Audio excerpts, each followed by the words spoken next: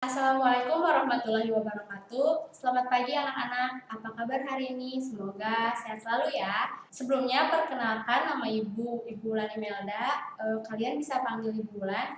Di sini Ibu sebagai guru pendamping Ibu Susan mata pelajaran ekonomi. Ibu akan mendampingi kalian sampai akhir bulan ini. Sekarang kita akan mempelajari materi indeks harga. Ibu harap setelah kalian mempelajari indeks harga, kalian dapat mengerti mengenai pengertian indeks harga, tujuan perhitungan indeks harga, macam-macam indeks harga, metode perhitungan indeks harga, dan peran indeks harga dalam ekonomi. Kenapa sih kita harus mempelajari indeks harga? Karena untuk mengetahui perubahan yang terjadi pada harga dari waktu ke waktu di suatu negara. Jadi apa sih indeks harga? Indeks harga itu adalah ukuran yang menunjukkan berbagai perubahan yang terjadi pada harga dari waktu ke waktu. Jadi indeks harga itu ukuran yang menunjukkan perubahan harga yang terjadi di suatu negara dari waktu ke waktu. Nah, pada indeks harga, tahun dasar yang biasa digunakan adalah tahun yang dijadikan patokan dalam perhitungan indeks harga. Tahun yang dipilih biasanya tahun yang dimana kondisi ekonominya stabil dan baik, serta jarak dari tahunnya tidak terlalu jauh dengan tahun yang akan dihitung indeks harganya. Seperti itu. Selanjutnya ada tujuan perhitungan indeks harga. Yang pertama sebagai barometer atau petunjuk dari keadaan ekonomi secara umum. Jadi indeks harga itu tujuannya untuk mengetahui keadaan ekonomi suatu negara secara umum gitu. Yang kedua ada sebagai pedoman dalam menetapkan berbagai kebijakan dan juga administrasi perusahaan. Jadi tujuan indeks harga juga sebagai pedoman untuk menetapkan kebijakan serta administrasi sebuah perusahaan. Yang ketiga ada sebagai deflator. Yang keempat sebagai pedoman untuk membeli berbagai jenis barang. Jadi indeks harga juga bertujuan untuk patokan atau pedoman buat membeli berbagai jenis barang. Yang terakhir sebagai pedoman untuk mengatur upah gaji buruh atau untuk menyesuaikan gaji buruh saat terjadi inflasi. Jadi tujuan penghitungan indeks harga juga bertujuan untuk mengatur upah gaji dan menyesuaikan gaji buruh yang saat terjadi inflasi. Selanjutnya ada macam-macam indeks harga. Yang pertama ada indeks harga konsumen atau IHK. Indeks harga konsumen ini mencatat, mengukur, serta menghitung harga rata-rata barang dan jasa yang dikonsumsi oleh rumah tangga. Jadi indeks harga konsumen ini untuk mengukur atau menghitung harga rata-rata barang dan jasa yang dikonsumsi oleh rumah tangga dalam satu periode. Yang kedua ada indeks harga produsen atau IHP. Indeks harga produsen ini angka indeks yang menggambarkan tingkat perubahan harga di tingkat produsen. Jadi indeks harga produsen itu angka indeks yang menggambarkan tingkat perubahan dalam tingkat produsen.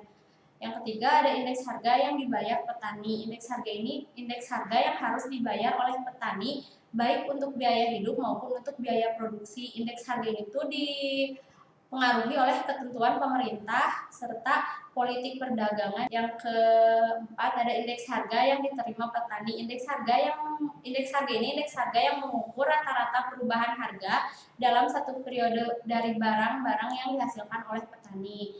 Yang terakhir ada indeks harga implisit. Indeks harga ini sebuah metode untuk membandingkan pertumbuhan ekonomi nominal dengan ekonomi real. Jadi indeks harga implisit ini untuk membandingkan pertumbuhan ekonomi nominal dengan pertumbuhan ekonomi real. Selanjutnya ada metode perhitungan indeks harga. Yang pertama ada indeks harga agregatif tidak tertimbang. Indeks harga agregatif tidak tertimbang ini dengan cara membandingkan perubahan harga rata-rata pada tahun tertentu terhadap harga pada tahun-tahun sebelumnya yang dijadikan sebagai tahun dasar. Jadi indeks harga agregatif tidak tertimbang ini membandingkan perubahan harga rata-rata pada tahun tertentu dengan harga pada tahun-tahun sebelumnya yang dijadikan sebagai tahun dasar.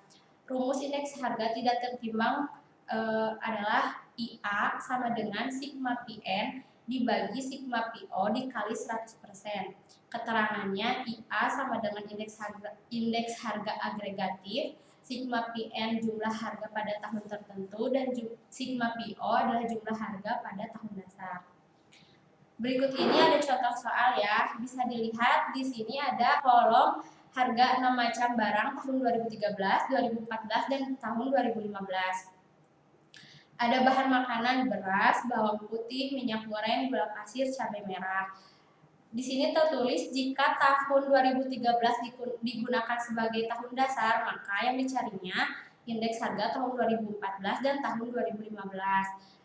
Nah, untuk mengetahui sigma tahun 2014 dan sigma tahun 2015 tahun 2013, kita harus menjumlahkan dulu dari semua masing-masing tahun. Tahun 2013 semuanya dijumlahin, tahun 2014 semua dijumlahin, tahun 2015 juga. Yang pertama kita akan mencari dulu indeks harga tahun 2014. Berarti 46.100 dibagi 40.700 dikali 100% sama dengan 113,27. Nah, untuk 2014 berarti indeks harganya 113,27. Nah, sekarang kita akan mencari indeks harga tahun 2015. Di tahun 2015 hasil jumlah keseluruhan 54.500, berarti 54.500 dibagi 40.700 dikali 100% sama dengan 133,91. Jadi dapat disimpulkan bahwa pada tahun 2014 harga macam barang mengalami kenaikan sebesar 13,27% dibanding 2013, sedangkan tahun 2015 mengalami kenaikan 33,91% dibanding tahun 2013. Yang selanjutnya ada metode perhitungan indeks harga tertimbang. Metode perhitungan indeks harga tertimbang ini dalam perhitungannya menggunakan tahun dasar atau tahun berjalan selama timbangannya, bisa juga menggunakan bobot. Indeks harga tertimbang ini dihitung dengan menggunakan dua cara, yaitu metode last payer sama metode past chase. Nah, yang pertama ada metode last payers. Metode ini menggunakan kuantitas atau jumlah barang pada tahun dasar sebagai timbangan terhadap barang. Jadi, metode ini mencarinya dengan menggunakan kuantitas barang pada tahun dasar sebagai timbangannya. Rumusnya yaitu IL sama dengan PN dikali Q 0 dibagi PO dikali Q0 dikali 100%. Keterangannya IL angka indeks last payers, PN harga tahun yang dihitung angka indeksnya, PO harga pada tahun dasar, Q0 kuantitas pada tahun dasar. Nah, di sini ada contoh soal ya anak-anak, bisa dilihat di sini ada tabel daftar barang kebutuhan rata-rata per bulan tahun 2015 tahun 2016. Di sini ada jenis barang, jumlah kebutuhan atau kuantitas yang tadi yang dijadikan itu dasar, Q0, harga satuan sama harga semua kebutuhan. Untuk mencari harga semua kebutuhan, kita harus mengkalikan PO dengan Q0. Jadi jumlah harga pada tahun 2015 dikali dengan kuantitas jenis barang. Yang pertama kita akan menjumlahkan dulu yang beras ya. 3.500 dikali 50 sama dengan 175.000. Yang untuk 2016 PN dikali Q0 berarti 4.000 dikali 50 berarti 200.000. Sama ke bawahnya sama seperti itu.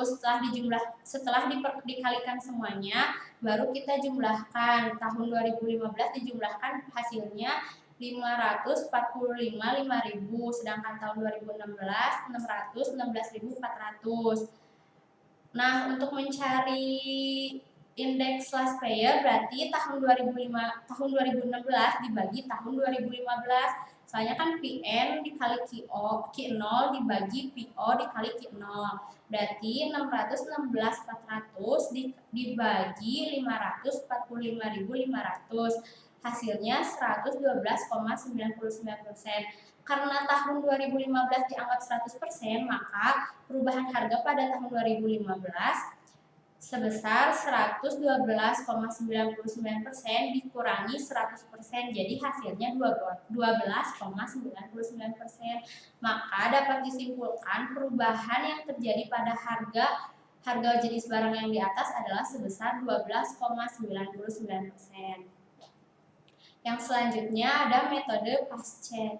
Metode ini adalah angka indeks yang tertimbang dengan faktor penimbangan kuantitas tahun N. Jadi, membandingkan indeks yang tertimbang dengan faktor penimbangan kuantitas tahun N atau tahun yang dihitung angka indeksnya atau tahun QN. Rumusnya yaitu IP sama dengan PN dikali QN dibagi PO dikali QN dikali 100%. Keterangannya, IP adalah angka indeks Pasche, PN adalah harga tahun yang dihitung angka indeksnya, PO adalah harga pada tahun dasar, QN adalah kuantitas pada tahun yang dihitung angka indeksnya. Nah, bisa dilihat ya anak-anak, ini ada contoh soal lagi, ada tabel daftar barang kebutuhan rata-rata per bulan tahun 2015 dan tahun 2016. Bisa dilihat di sini ada jenis barang, jumlah kebutuhan, harga, dan jumlah harga. Nah, untuk mencari jumlah harga, rumusnya PN dikali QN dan PO dikali QN. Karena yang dijadiin tahun dasarnya 2016, berarti kita hanya mengkalikan ke tahun 2016 saja jumlah kebutuhannya. Nah, yang pertama ada ikan segar. 2015 ikan segar harganya 15.000 dikali jumlahnya 15 berarti 225.000. Untuk PO dikali QN tahun 2016 jumlah harga ikan 16.000 dan jumlah kebutuhannya 16.000 dikali 15 hasilnya 240.000. Ke bawahnya juga sama dikalikan lalu dijumlahkan. Jumlah PN kali QN atau tahun 2015 adalah 1.062.000 dan jumlah tahun 2016 adalah 1.234.500. Nah, setelah itu sesuai yang rumus tadi sudah Ibu jelaskan, PO kali QN dibagi PN kali QN berarti 1.234.500 dibagi 1.062.000 dikali 100% sama dengan 116,24. Jadi dapat disimpulkan pada tahun 2016 terjadi perubahan harga-harga sebesar 16,24 dibandingkan tahun 2015. Nah, selanjutnya ada peran indeks harga dalam ekonomi. Yang pertama, indeks harga dapat digunakan sebagai dasar dalam pembuatan kebijakan ekonomi seperti kebijakan fiskal. Jadi, indeks harga ini dapat digunakan sebagai dasar untuk membuat kebijakan ekonomi seperti kebijakan fiskal kayak gitu. Terus yang kedua, indeks harga dapat digunakan sebagai dasar untuk menentukan kebijakan harga agar harga yang terjadi tidak merugikan konsumen maupun produsen. Jadi indeks harga ini juga dapat dijadikan untuk menentukan kebijakan harga supaya harga yang terjadi tidak merugikan konsumen maupun merugikan produsen. Yang ketiga, indeks harga dapat dipakai sebagai alat untuk mengukur tingkat kemajuan ekonomi. Indeks harga ini berperan juga untuk mengukur tingkat kemajuan ekonomi di suatu negara. Yang keempat, indeks harga dapat dipakai sebagai alat untuk menyelidiki faktor-faktor yang mendorong atau menghambat kemajuan ekonomi. Jadi indeks harga ini juga berperan untuk menyelidiki faktor-faktor yang mendorong atau menghambat kemajuan ekonomi di suatu negara. Yang kelima, indeks harga dapat digunakan para pedagang dalam menentukan harga jual produk. Jadi indeks harga ini juga dapat digunakan oleh para pedagang untuk menentukan harga jual suatu produk gitu yang akan dijual harganya gitu. Terus yang keenam, indeks harga dapat digunakan sebagai dasar untuk menentukan jumlah persediaan. Indeks harga ini juga dapat digunakan sebagai dasar untuk menentukan jumlah suatu persediaan.